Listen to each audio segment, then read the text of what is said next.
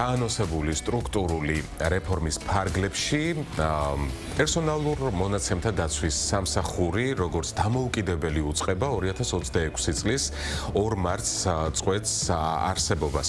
მისი ფუნქციები სრულად გადაეცემა აუდიტის სამსახურს, როგორც დამოუკიდებელ კონსტიტუციურ ორგანოს, რა იცვლება თავად მოქალაქეებისთვის და კიდევ ძალიან ბევრ საინტერესო დეტალს ჩვენი სტუმარი გაგვიზიარებს პერსონალურ მონაცემთა დაცვის ექსპერტი, იურისტი ნინო ქურასბედიანია, ჩვენი გადაცემის სტუმარი. დილამშვიდობის ქალბატონო ნინო.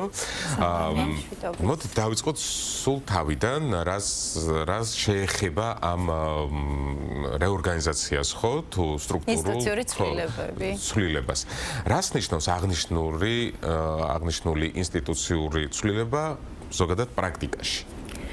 და რაც შეიძლება ადამიანური ენით რო აღვიხსნათ და არა ტერმინოლოგიით, იმიტომ რომ აბსოლუტურად ტერმინოლოგიური თვალსაზრისით მინდოდა ამაში გათვითცნობიერება და ვერ საკმაოდ რთულია, ხო, და ნუ საზოგადოებაშიც ერთგვარი ნებათაღელვა არსებობს და მოვუყვეთ ადამიანური ენაზე, ასე რომ ვთქვათ. ჩემნაირ დილეტანტებს რო გავაგებინოთ, რაშია საქმე. ჩვენს ტელემაყურებელს. მივესალმები ჩვენს ტელემაყურებელს.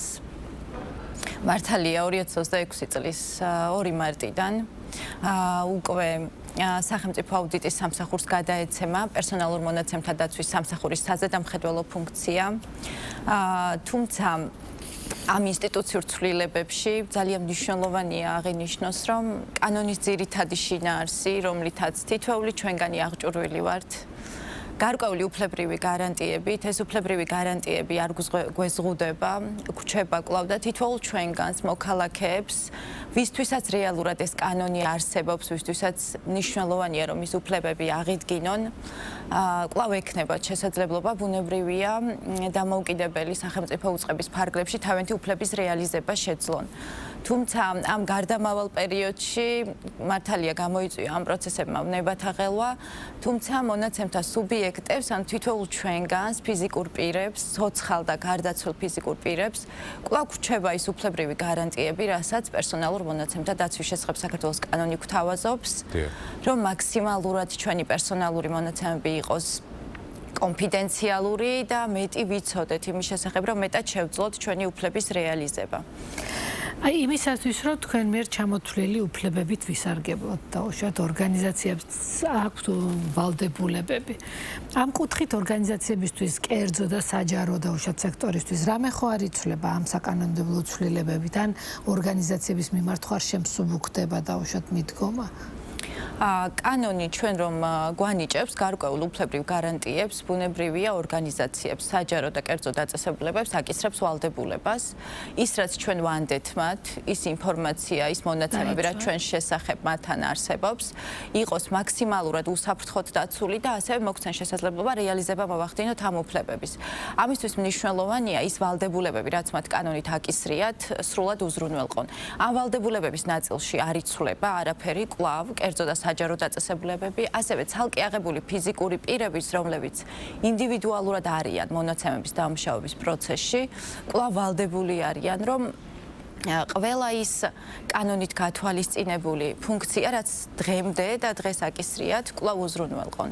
ყველა პროცესთან მიმართებით აქვთ ამის განხორციელების ვალდებულება, ანუ შემსუბუქების ნაწილშიც ამ მხრივ არაფერი შემსუბუქებულა მათთვის. თავად კომპანიებს რას ურჩევთ ამ გარდამავალ პერიოდში?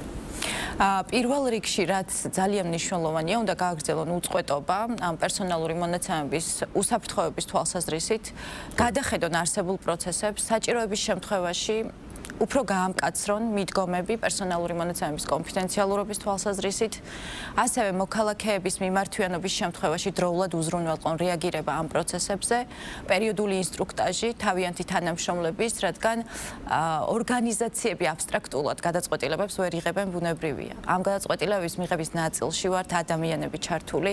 შესაბამისად, მეტი პასუხისმგებლობა მოგვეთხოვება, რომ ჩვენ თვითონ გავიაზროთ ის ეთიკურობის სტანდარტი, როდესაც პერსონალური მონაცემების მიმართ გარკვეულ მოქმედებას ვახორციელებთ, რამდენად არის ეს მორალურად გამართლებული.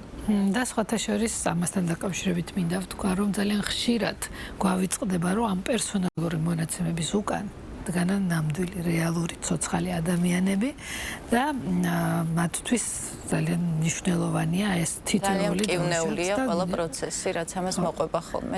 რას უნდა ნიშნავდეს მონაცემების უსაფრთხოება ორგანიზაციებისთვის, აი უფრო ღრმად რომ განვუმარტოთ მათ ეს ყველაფერი. კანონი ორგანიზაციებს ავალდებულებს უზრუნველყონ უსაფრთხოების ორგანიზაციული და ტექნიკური ზომები, თუმცა ამ ზოგადი დათქმის უკან ძალიან ბევრი პროცესია. პირველ რიგში, რაც ყველაზე მნიშვნელოვანია, არ ქონდეთ ხელმისაწვდომობა ისეთ პირებს იმ ინფორმაციაზე, რომელთა ცოდნა მათ არ ეკუთვნით. ეს არის ძალიან მნიშვნელოვანი. არ მოხდეს უკანონო გამჟღავნება. ბუნებრივია მხოლოდ უფლებამოსილ ადამიანებს უბრალოდ იმიტომ, რომ ჩვენ რაღაცა გვაინტერესებს. ეს არ არის საკმარისი საფუძველი იმისი, რომ კონკრეტულ პირთა პირად ცხოვრების შესახებ ინფორმაცია იყოს ხელმისაწვდომი და თქვენ სწორად აღნიშნეთ, რომ ამ ყველაფრის უკან დგანან ადამიანები, ვდგავართ თითოეული ჩვენგანი და ბევრად მატრამვირებელი და დამაზიანებელი შედეგები მოაქვს ამას იმ თითოეული ადამიანისთვის, ვისაც აღნიშნული ეხება ხოლმე. ერთ აი რას ურჩევთ თავად ადამიანებს რომლებიც ხშირად უბრალოდ ვერაცნობიერებენ რა შეიძლება მოყვეს მათი მონაცემების ესეთ ხო გაზიარებას ძალიან ხშირად როდესაც ამას იმ წუთიერი შედეგი არ მოაქვს და რაღაცა სადღაც დავტოვეთ, გამჟღავნდა, დროში გაწელილია, საერთოდ გვავიწყდება, რაზე იყო საუბარი, რაღაცები რაც ჩვენ დაუნებურად განვახორციელეთ, ისეთ დროს შეიძლება აღმოჩნდეს ჩვენს წინაშე ისეთი ადამიანის წინაშე, რომელთა მიმართაც ამის გამჟღავნების სრული არ გვექნებოდა. ამას მოაქვს რეპუტაციული ზიანი, საკმაოდ მატრამვირებელი შედეგები და ხშირად ადამიანებს უწევთ, აი ძალიან მარტივად რომ ვთქვათ, ქვეყნის დატოვება. ცხოვრება ენგრევათ ამ ადამიანებს, რადგან ყველას გვაქვს რაღაცა ისეთი, რისი გამჟღავნების სურვილიც თუნდაც ძალიან ახლო გარემოცისთვის არ გვექნებოდა. ამიტომ ამ პროცესს უნდა შევხედოთ და გადაწყვეტილება მივიღოთ ისე, როგორც გვენდომებოდა, რომ ჩვენი პერსონალური მონაცემები, ჩვენი პირადი ცხოვრების მიმართ მიიღოთ გადაწყვეტილება.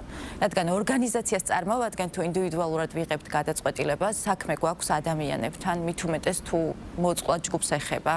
არასრულ წოვნებს ეხებათ. შესაბამისად ის დისკრიმინაციული შედეგები, რაც ამას ახლავს, სამწუხაროდ არანაირი ფულადი სანქციით არ კომპენსირდება ნამდვილად. რას ურჩევდით აი ადამიანებს, რომლებიც შეიძლება მსხვერპლები გახდნენ აი ასეთი დაუდევარი და უშუალოდ მათი პირადი პერსონალური მონაცემების დამუშავებასთან. აი რა შეიძლება იყოს პრევენცია? პრევენცია პირველ რიგში იმ უფლებით სარგებლობა, რასაც ეს კანონი გვთავაზობს, ისარგებლო საზედამხედველო ორგანოს შესაძლებლობებით მიმართო და იდაო იმ შესაძლო დარღვევაზე, რაც დადგა, თუმცა ძალიან ხშირად ჩვენი უნებლი ექმედებით ვახორციელებთ ჩვენივე პერსონალური ინფორმაციის გამჟღავნებას და სანამ გარკვეულ გადაწყვეტილებას მივიღებთ, აი თუნდაც უმტკივნეულო პროცესში ვიღაცას ვიღაცის ტელეფონის ნომერი გავუზიარეთ, ისე რომ უბრალოდ კითხვა არ დავუსვით, ქონდა თუ არა ამის სურვილი, რადგან ჩვენ ამაში ერთი შეხედვით პრობლემა ვერ დავინახეთ. შეიძლება სახლის მისამართი გავუზიაროთ ან მისი უფრო სენსიტიური ჯანმრთელობასთან, ნასამართლობასთან დაკავშირებული ინფორმაცია, ან თუნდაც პოზიტიური კონტექსტის შემცველი ინფორმაცია, რომელიც გონია, რომ თითქოს ამითი არაფერი ფუჭდება. შესაბამისად, პირველ რიგში სანამ იქამდე მივალთ, რომ დარღვეული უფლება აღვიდგინოთ, უნდა გავიაზროთ რამდენიმე წამით მაინც ამას რაიმე რისკი შეიძლება მოყვეს თუ არა. აი როგორც კი ამაზე დაფიქრებას დავიწყებთ, ასეთ შემთხვევაში უკვე მეტნაკლებად შეგვიძლია დავაზღვიოთ ჩვენი პროცესები. მგონი ძალიან ცხოვრების რაღაცა ესეთი სულაც არ არის საჭირო, რომ რომელიმე ორგანიზაციას ანდო შეიძლება ეს ეს არ არის მხოლოდ ნორმების შინაარსი, ეს არის მეტწილად ეთიკურობის და მორალურობის სტანდარტიც, სადამდეც გაგიშვებს შენი მორალი, თუნდაც ის კი ბუნებრივია ისი უფლებაც გაქვს. თხილად, ფაქიზად და მოვფრთხილდეთ ერთმანეთს. ესეც აუცილებლად მოსაფრთხილებელი საქმე არის, რომ თუ კი რაღაცა ინფორმაცია ჯაგვივარდა ხელში, ერთმანეთს, მივაჩვიოთ ერთმანეთი ინფორმაცია და სახელმწიფოსთან ერთად ვიზრუნოთ ყველამ ერთად კარგი და კეთილი გარემოს შესაქმნელად, ხო? და თუნდაც პოზიტიური, როგორც თქვენ ახსენეთ, ერთი შეხედვით პოზიტიური ამბავიც სხვას ვამცნოთ დაფიქრების შედეგად, იმიტომ რომ თუ არ ყოველთვის გსურვით, უნდა ამას შეიძლება რაღაც თავისი ძალიან დიდი ხრივი მადლობა. რისკი გქონდეს. ჩვენი გადაცემის სტუმარი იყო პერსონალურ მონაცემთა დაცვის ექსპერტი იურისტი ნინო ქურასბედიანი. ჩვენ ვისაუბრეთ სტრუქტურული რეფორმის ფარგლებში დაანონსებულ ცვლილებებზე, რომელიც პერსონალურ მონაცემთა დაცვის სამსახურს ეხება.